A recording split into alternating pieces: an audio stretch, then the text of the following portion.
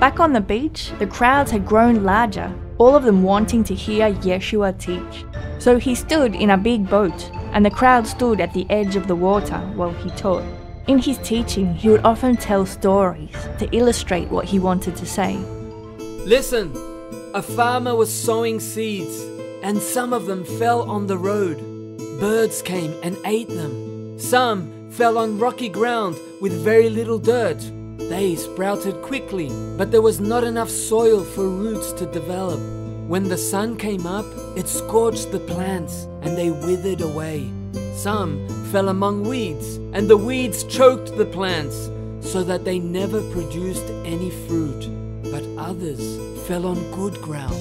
They sprouted, grew, and produced fruit, some 30 times more than the original seed, some 60, and some 100. Can you hear what I'm saying? If you can, then you need to think seriously about what it means for you personally. When the crowd had left, a few stragglers, who had stayed back with him and the 12, asked about the parable. I'm going to tell you some secrets about the invisible kingdom that I'm building, but it will all just be weird stories to those who are not meant to understand it.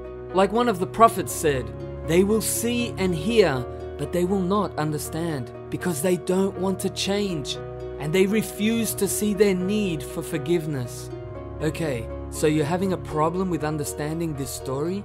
I'll help you so that you can get a better idea of how to understand all of my stories. What the farmer was sowing are my teachings. The road on which the seeds fell is like people who start to listen, but then they let the devil distract them from my teachings.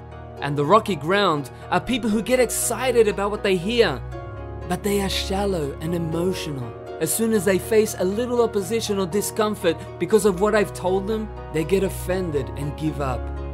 Then there are those who are full of weeds.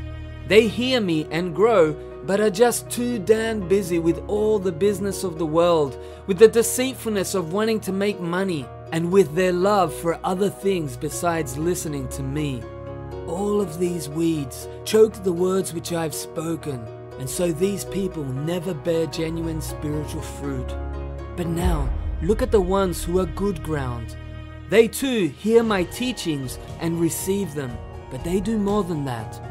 They act on what they have heard, and so they grow until they eventually produce fruit, some more than others. That's how it always is with the truth. It needs to be shared. You don't buy a candle to stick it under your bed or to throw it into a box to be forgotten. You buy a candle so you can put it on a candle holder. Then everyone can see the light. Sooner or later, the truth will be known. Whether you are children of the light or whether you are just fakes, every secret will be brought out into the open. Do you hear what I'm saying? If you do, then start acting like you've heard me.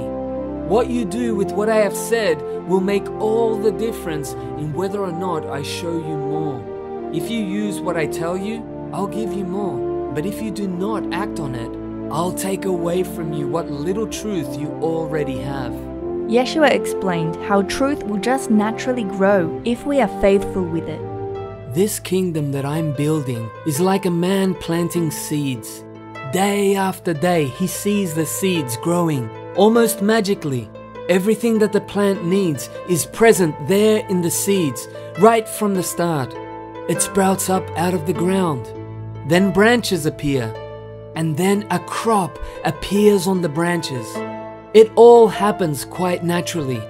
All the farmer has to do in the end is just reap the harvest.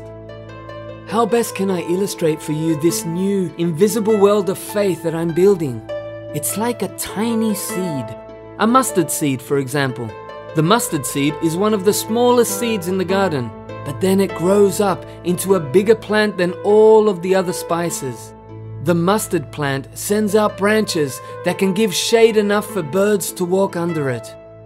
Yeshua told many other similar stories in an effort to communicate his message to those who were able to hear what he was saying.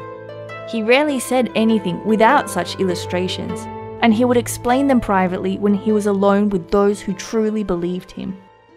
that same building together, so they got into one of them after they had sent the crowd away. But out on the sea, a fierce storm arose, causing waves to swamp the boat. Yeshua was in the back of the ship, sleeping on a pillow. Hey, Yeshua, wake up. We're about to drown. How can you sleep at a time like this? Peace! Do you hear me? Be still! Now, what were you so worried about? Don't you have any faith? Did you hear that? Did you see that? He told the wind to stop, and it did. Yeah, and even the waves obeyed him.